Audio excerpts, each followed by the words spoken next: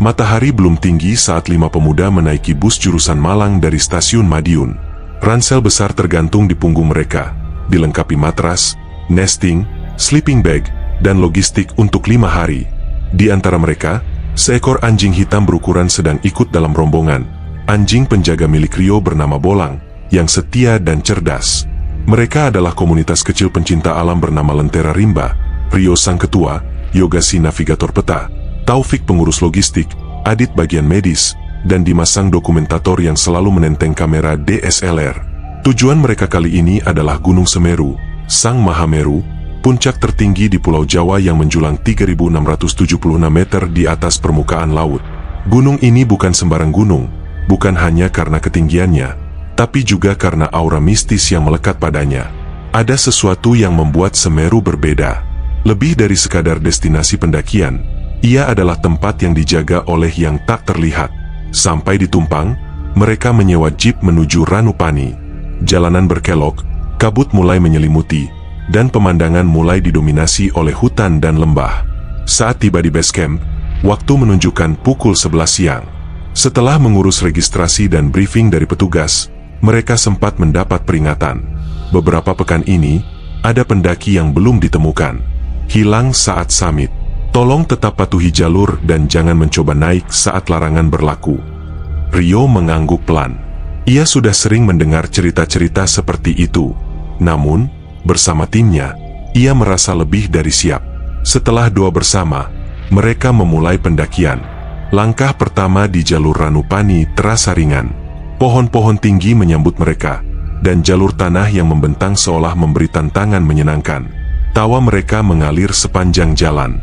Bahkan Bolang sesekali berlari ke depan, mengejar tupai atau mencium batu besar, lalu kembali ke sisi Rio. Hingga sore hari, mereka sampai di Watu Rejeng.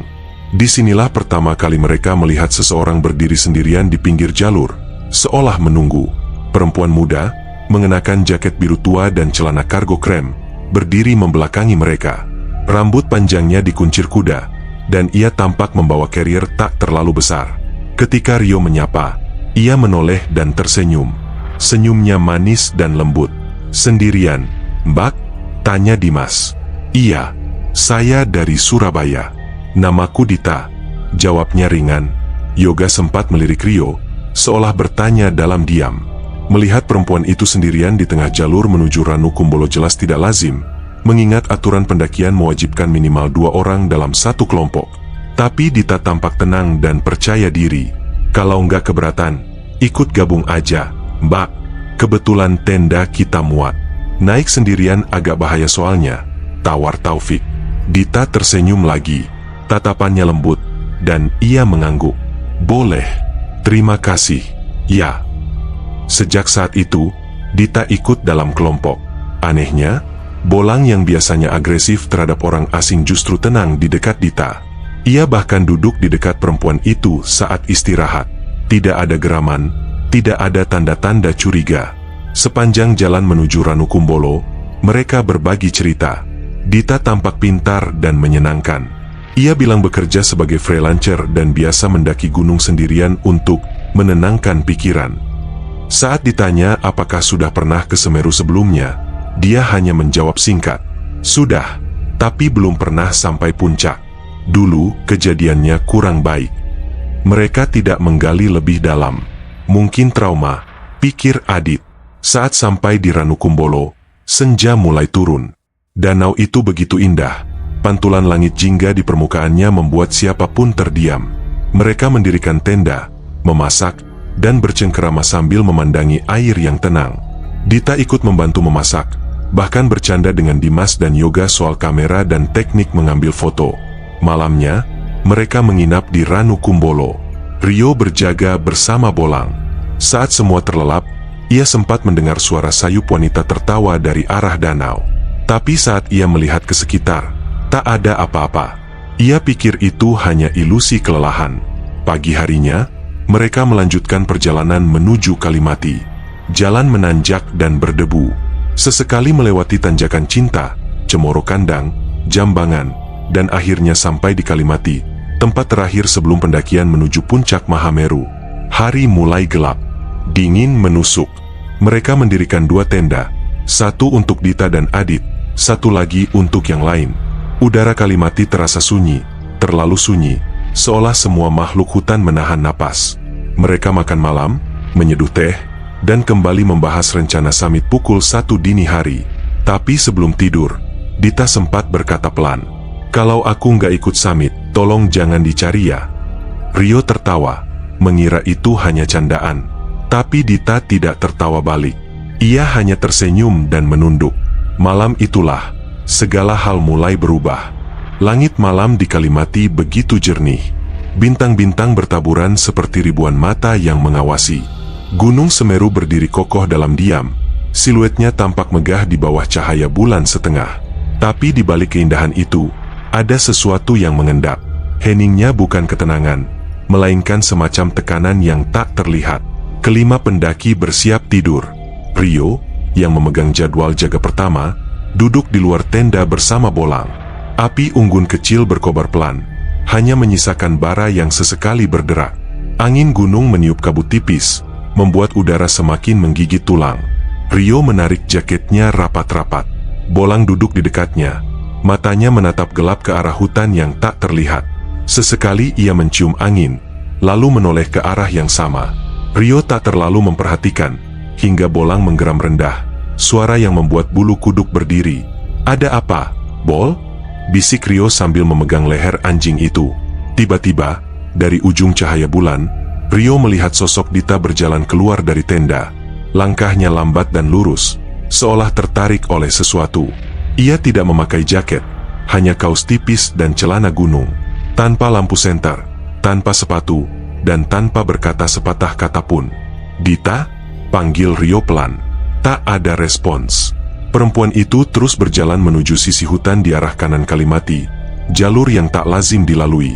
Rio segera bangkit, mengikuti dengan hati-hati.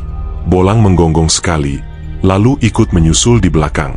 Langkah Dita terlalu sunyi. Tidak ada suara rumputan tergilas, tidak ada gesekan ranting. Hanya tatapan kosong dan gerak otomatis seperti orang yang sedang berjalan dalam mimpi. Rio mempercepat langkah. "Dita, hei, kamu kenapa?" Namun sosok itu terus berjalan masuk ke balik semak. Saat Rio mencoba mengejarnya, ia tersandung batu dan terjatuh. Ketika ia bangkit kembali, Dita sudah tidak terlihat. Hanya pepohonan gelap dan kabut tipis yang tersisa. Rio menyorotkan senter ke segala arah. "Dita A," panggilnya dengan suara mulai panik. Namun tak ada jawaban, hanya suara angin menyisir dedaunan. Setelah 5 menit mencari, Rio memutuskan kembali ke tenda. Detak jantungnya cepat. Ia membangunkan Yoga dan Taufik terlebih dahulu. "Gue ngeliat Dita keluar tenda, jalan ke arah hutan. Tapi, hilang begitu aja." "Hilang? Maksud lo gimana?" tanya Yoga. "Gue ikutin, tapi tiba-tiba dia ngilang. Nggak ada jejak, nggak ada suara. Seperti ketarik sesuatu." Mereka pun membangunkan Adit dan Dimas. Reaksi pertama mereka adalah berpikir Dita mungkin sleepwalking atau mencari tempat buang air. Namun ketika mereka mengecek tenda, sleeping bag Dita terbuka dan kosong. Tak ingin ambil risiko, mereka sepakat mencari. Mereka membentuk 2 tim kecil, masing-masing membawa senter dan HT. Rio dan Dimas ke arah tempat terakhir Dita terlihat. Yoga dan Adit menyisir jalur menuju pos Arcopodo. Taufik tinggal di tenda untuk berjaga dan memanggil SAR jika keadaan genting. Namun pencarian malam itu seperti menabrak dinding gelap. Cahaya senter hanya memperlihatkan kabut, batu, dan pepohonan. Tidak ada jejak kaki, tidak ada suara. Bahkan Bolang yang biasanya lincah, hanya berdiri kaku dan sesekali merengek pelan, menolak berjalan lebih jauh. "Gue nggak suka ini, RI," gumam Dimas. "Ini beda." Rio menoleh ke sahabatnya. Matanya menatap cemas. "Lo ngerasa ada yang ngawasin kita?" Dimas mengangguk pelan. Mereka berdua berdiri diam, mendengarkan. Dan benar saja, ada suara, seperti langkah kaki. Tapi bukan langkah manusia. Terdengar seperti banyak kaki berjalan pelan di rerumputan basah. Saat Rio menyorot senter ke arah suara, tak ada siapapun. Mereka memutuskan kembali ke tenda. Jam menunjukkan pukul 2.15. Semua kembali dengan hasil nihil. Dita menghilang. Hilang begitu saja. Besok pagi kita bagi tim. Kita cari Satrang, kata Rio mantap, meski jelas wajahnya menampakkan ketegangan yang ia tahan. Malam itu mereka tidur dalam kecemasan. Tak ada yang benar-benar terlelap. Bolang terus gelisah. Sesekali menggonggong ke arah luar tenda tanpa alasan jelas. Suasana di Kalimati berubah. Tak lagi bersahabat. Pagi menjelang dengan kabut yang enggan pergi. Sinar matahari tertutup awan, membuat segalanya tetap remang. Mereka bergegas makan dan merencanakan pencarian ulang. 2 tim dibentuk. Tim A, Rio, Yoga, Bolang, akan menyisir pinggir hutan dan jurang. Sementara tim B, Taufik, Dimas, Adit, ke jalur turun dan danau, berharap Dita mungkin kembali lewat jalur lama. Sebelum berangkat, mereka sempatkan berdoa bersama. Tidak ada candaan pagi itu. Bahkan Bolang pun tidak bersuara. Rio memimpin jalan menyusuri sisi kanan Kalimati. Di pinggir lereng curam, mereka melihat semak-semak yang tampak terinjak. Yoga menunduk dan memperhatikan sesuatu. Ini ada jejak sepatu. Ukurannya kecil. Rio menatap ke arah lereng. Tebing curam dengan semak dan batu tajam. Di bawahnya, jurang penuh pohon kecil dan tanah longsoran. Kita cek ke bawah, ucapnya pelan. Yoga tampak ragu. Lo yakin? Kalau dia jatuh ke sana, kondisi dia. Gue harus pastiin, jawab Rio. Wajahnya tegas, tapi nadanya berat. Dengan hati-hati, mereka menuruni lereng. Bolang menyala keras saat mendekati titik tertentu. Di balik batu besar yang tertutup semak, mereka menemukan ransel biru, penuh debu, dengan robekan di samping. Dan di dekatnya, sesosok tubuh perempuan, kaku, membusuk. Tubuhnya dalam posisi telentang, wajah menghitam, kulit tertarik, dan mata kosong menatap langit. Aroma busuk menusuk hidung. Tak ada nyawa di sana. Astagfirullah. Rio dan Yoga mundur beberapa langkah, syok. Namun ransel itu tidak salah. Itu milik Dita. Atau setidaknya, seseorang yang mengenakan apa yang Dita kenakan semalam. Tubuh perempuan itu terbujur kaku, separuh membusuk, sebagian pakaian menempel pada kulit yang mulai hancur. Yoga memalingkan wajah, menahan mual. Rio tetap diam, matanya menatap tajam tubuh itu, mencoba menata akal sehatnya. Jelas itu ransel milik Dita. Bahkan skarf biru yang dipakai semalam pun masih melilit di leher mayat itu. Hanya warnanya telah pudar dan kainnya robek-robek seperti termakan waktu. Namun yang paling mengganggu adalah kondisi jasad itu. Ia tampak telah meninggal lebih dari semalam. Bahkan, lebih dari seminggu. Yo, ini, mayatnya udah kayak gini, tapi kita baru ketemu dia kemarin. Bisik Rio pelan, suaranya gemetar. Kemarin malam, dia masih ketawa bareng kita. Masih masak bareng. Yoga tak menjawab. Napasnya berat. Bolang menggonggong ke arah jasad itu, lalu mundur sambil mengerang seperti ketakutan. Rio akhirnya membuka HT. Taufik, Dimas, Adit, kalian segera ke arah barat Kalimati. Kita temuin sesuatu. Apa? Tanya suara Taufik. Dita, jasadnya. Tapi, lo harus lihat sendiri. Tak lama kemudian, tim B datang dengan wajah bingung. Saat mereka melihat jasad itu, ekspresi berubah menjadi ngeri. Adit segera berjongkok, membuka tas P3K-nya bukan untuk menolong, melainkan memeriksa kondisi tubuh yang sudah tidak bernyawa. Ini mayat udah kayak sebulan lebih. RI, ucap Adit kaget. Nggak mungkin. Baru semalam dia tidur bareng kita, sanggah Dimas. Gue serius. Kulitnya udah melepuh, jaringan otot membusuk. Ini bukan kondisi mayat yang baru semalam meninggal, jelas Adit. Hening, tak ada yang bicara. Hanya suara angin dan napas panik yang terdengar. Jangan-jangan yang kemarin malam bukan orang, lirik Taufik. Yoga akhirnya angkat suara. Gue pernah dengar cerita pendaki-pendaki yang ketemu teman baru di gunung, tapi pas turun, orangnya nggak pernah ada. Nama nggak tercatat di base camp. Foto nggak ada. Kadang dia malah arwah dari pendaki yang hilang. Gue pikir itu cuma mitos, jawab Dimas. Tapi ini nyata. Mereka akhirnya membuat tandu sederhana untuk membawa jasad itu ke pos Ranu Kumbolo. Perjalanan menuruni lereng dan menembus semak-semak terasa lebih berat dari sebelumnya, bukan hanya karena fisik, tapi karena tekanan mental yang luar biasa. Mereka sempat berhenti di Kalimati untuk istirahat. Di sana, Bolang duduk terdiam di pojok, ekornya di antara kaki, matanya tidak lepas dari tandu. Saat malam menjelang, suhu turun drastis, dan mereka mendengar suara langkah-langkah samar di luar tenda. "Itu suara orang jalan?" tanya Taufik. "Tadi kita semua masuk, kan?" Rio menghitung ulang. 1, 2, 3, 4, 5, semua hadir, termasuk Bolang. Namun suara langkah itu terus berjalan mengelilingi tenda, kadang pelan, kadang cepat. Sekali waktu mereka mendengar seperti suara helaan napas berat dari arah luar. Lalu, suara tawa yang mereka kenal, tawa Dita. Dimas langsung menyalakan senter, menyibak tenda, dan menyinar keluar. Tak ada siapa-siapa, tapi bau anyir, bau busuk yang mereka kenal dari jasad tadi, mendadak menyergap masuk ke tenda. Bolang menggonggong keras, dan tenda bergoyang sendiri. Semua terdiam, tak satu pun berani keluar. Sampai subuh menjelang, suara-suara itu akhirnya menghilang.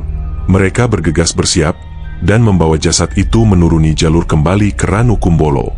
Sampai di sana, mereka bertemu beberapa pendaki lain dan petugas Taman Nasional.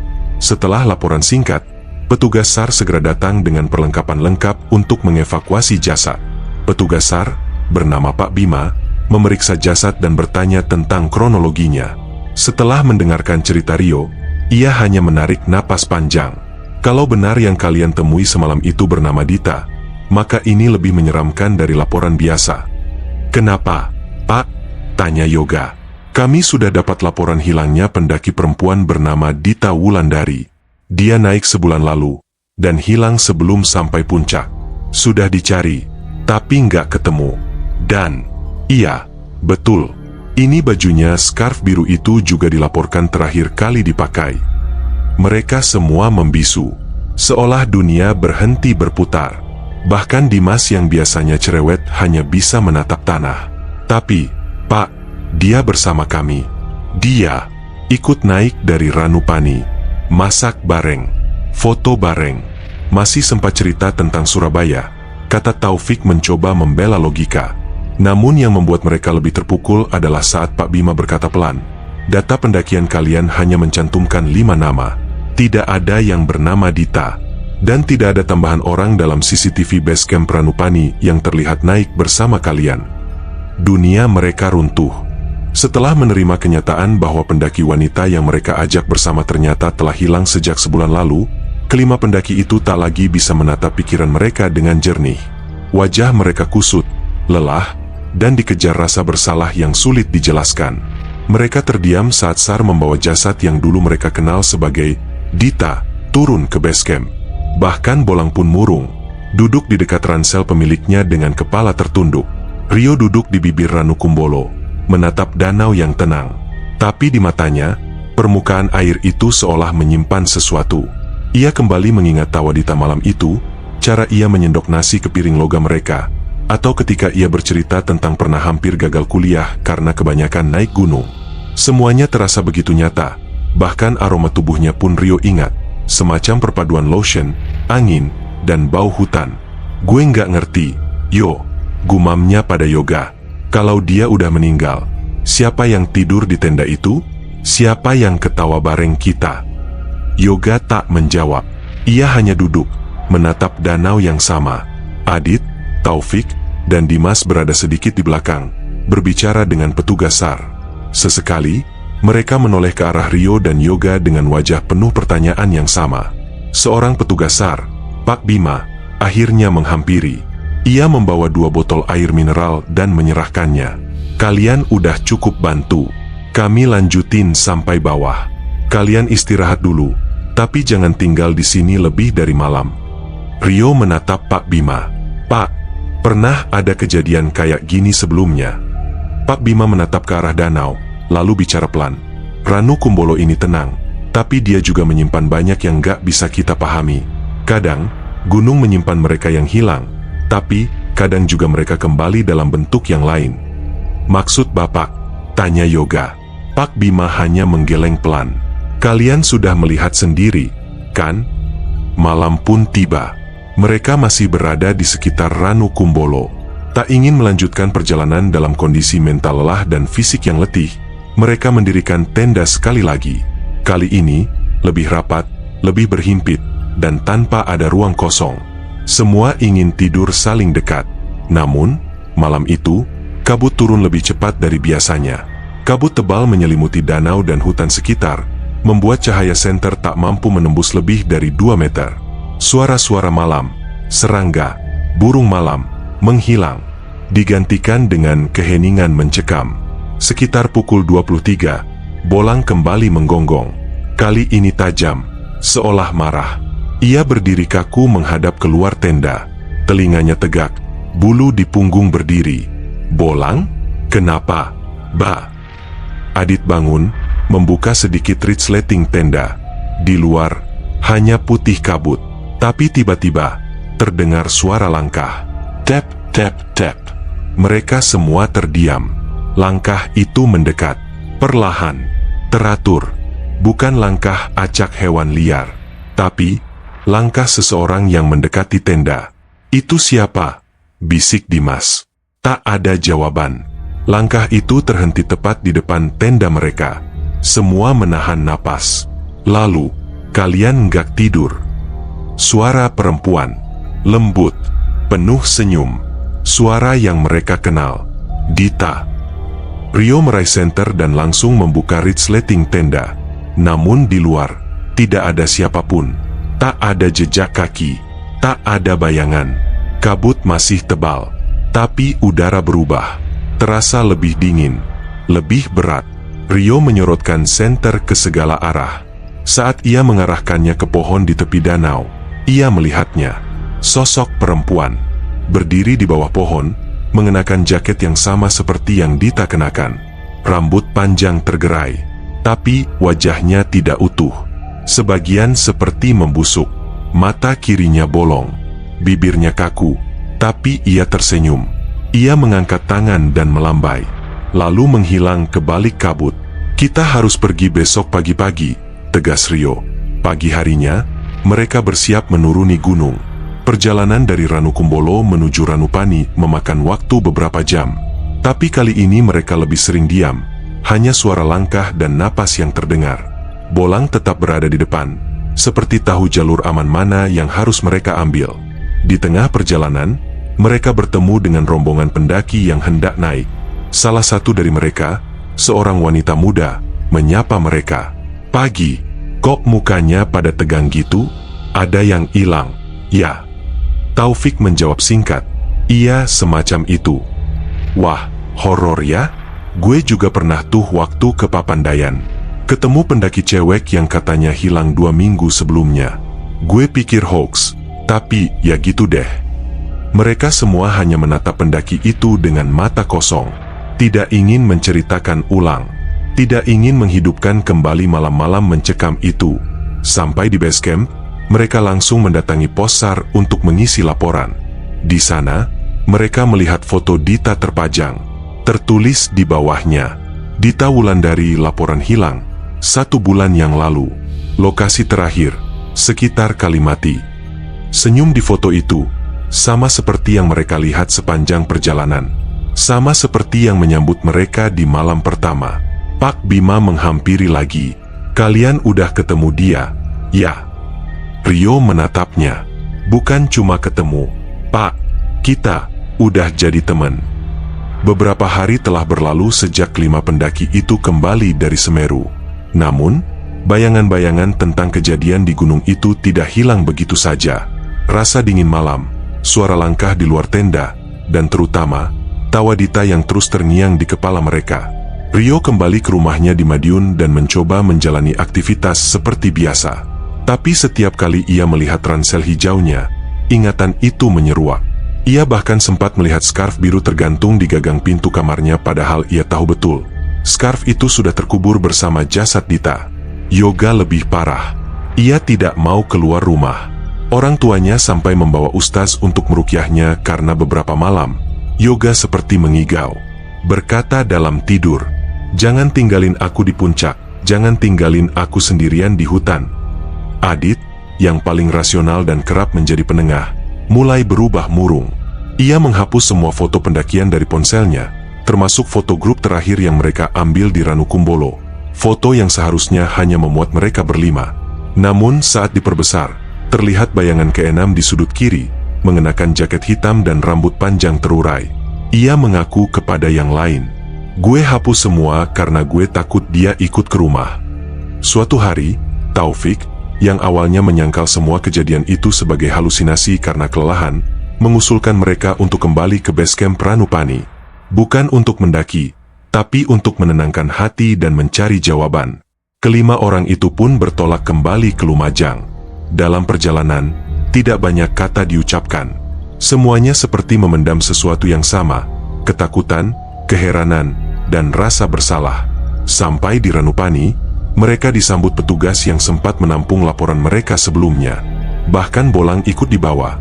Anjing yang selama perjalanan tetap menunjukkan tanda-tanda gelisah, seolah tahu mereka akan kembali ke tempat yang membuatnya menggonggong sepanjang malam. Pak Bima sudah menunggu di posko. Kali ini ia menunjukkan satu dokumen tambahan, sebuah catatan dari keluarga Dita. Setelah jasadnya ditemukan, keluarganya minta barang-barang Dita dikembalikan. "Kami temukan catatan kecil ini di salah satu kantong ranselnya," ucap Pak Bima. Rio mengambil catatan itu. Tulisan tangan perempuan, dengan huruf-huruf kecil dan rapi. "Aku merasa tersesat, entah di jalur mana. Setiap malam aku dengar langkah dan suara orang, tapi mereka tak pernah menjawab panggilanku. Aku berdoa, kalau aku tak bisa pulang, semoga aku bisa menemukan teman yang tidak membiarkanku sendirian. Aku hanya ingin tidak sendiri." Yoga membaca ulang kalimat terakhir itu sambil merinding. "Teman yang tidak membiarkanku sendirian. Jadi kita itu pengganti?" tanya Dimas pelan. "Atau dia yang memilih kita?" jawab Adit lirih. "Dia ikut kita supaya nggak sendiri lagi," sahut Rio. "Karena sebulan dia berkeliaran di gunung, nggak ada yang tahu." Pak Bima menambahkan, "Ini bukan pertama kali. Kadang, mereka yang hilang, belum selesai. Arwahnya masih mencari jalan pulang, atau sekadar mencari teman." Sore itu, mereka kembali ke Ranukumbolo, didampingi tim relawan. Bukan untuk mendaki, tapi untuk melakukan tahlilan dan doa bersama di pinggir danau, tepat di bawah pohon tempat sosok Dita sempat terlihat. Mereka menaburkan bunga di permukaan air, dan masing-masing berdoa dalam hati. Saat matahari mulai terbenam, kabut tipis turun lagi, dan sesaat, hanya sesaat, mereka melihat bayangan perempuan berdiri di seberang danau. Tak bergerak, tak bersuara, namun mengangguk pelan. "Terima kasih," lirih Rio, menahan tangis. Saat kabut tebal menutupi danau, bayangan itu menghilang. Setelah ritual itu, mereka perlahan kembali ke kehidupan masing-masing. Meski trauma tak sepenuhnya hilang, mereka sepakat bahwa Dita bukanlah sosok jahat. Ia hanyalah jiwa yang tersesat, yang ingin sekali lagi merasakan kebersamaan, walau hanya dalam beberapa malam. Namun, misteri masih belum usai. 2 bulan setelah peristiwa itu, Taufik mendapatkan pesan dari pendaki lain yang dikenalnya di forum komunitas. "Bro, lo pernah naik Semeru bulan Maret, ya? Lo bareng cewek jaket hitam rambut panjang ya?" Taufik membalas, "Iya, kenapa?" "Gue naik minggu lalu. Di pos Kalimati, ada cewek duduk sendirian, katanya nungguin temen-temennya dari Madiun. Gue samperin, tapi dia diam aja, cuma senyum. Pas gue balik lagi ke arah situ, dia udah gak ada." Taufik langsung pucat. Ia menunjukkan pesan itu ke grup mereka. Semuanya terdiam. Lama. Akhirnya Rio menulis satu kalimat di grup. Mungkin dia masih belum benar-benar selesai. Gunung Semeru tidak hanya menyimpan kisah indah, tetapi juga kisah yang menggores batin. Tentang pendaki yang hilang, tentang mereka yang kembali dalam wujud lain, dan tentang bagaimana batas antara hidup dan mati bisa begitu tipis di atas ketinggian. Kadang, kita tak pernah benar-benar sendirian saat mendaki. Kadang, ada yang ikut tanpa kita sadari.